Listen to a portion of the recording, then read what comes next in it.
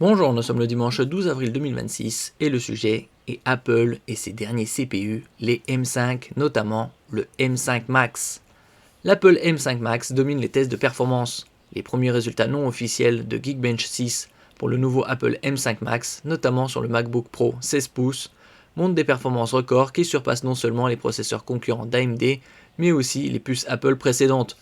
Ce qui est logique en ce qui concerne les puces Apple. Selon ces tests, le M5 Max s'impose comme l'un des processeurs les plus rapides à jamais mesurés dans cette suite de benchmark grand public, avec des scores en simple cœur qui dépassent ceux des concurrents x86 haut de gamme et des performances multicœurs très élevées, malgré un nombre de cœurs inférieur à certaines puces concurrentes. N'oubliez pas de vous abonner pour plus de news sur le monde de la high-tech ainsi que les bons plans, également sur mon Twitter et en description sous toutes mes vidéos. Vous pouvez les retrouver dans mes playlists et voir mes articles comme ici sur mon blog. Tous les liens seront en description.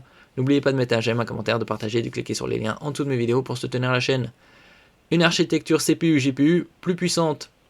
La puce M5 Max repose sur une architecture qui combine 18 cœurs de CPU répartis entre cœurs très performants et cœurs efficaces, ainsi que jusqu'à 40 cœurs GPU. Cette configuration lui permet d'atteindre des niveaux de performance substantiellement supérieurs à ceux de la génération précédente M4 Max dans les benchmarks courts comme Geekbench où l'efficience par cœur est favorisée. Les gains observés se situent dans une fourchette à 2 chiffres pour les performances simples et multicœurs, plaçant ainsi l'Apple M5 Max en tête des résultats synthétiques disponibles à ce jour. Comparaison avec AMD et puces concurrentes. Dans ces mêmes tests de Geekbench, le M5 Max aurait même battu certains processeurs AMD très haut de gamme dans les tâches CPU, malgré une architecture radicalement différente et un nombre de cœurs bien plus faible que les solutions comme les Threadripper à très haute densité.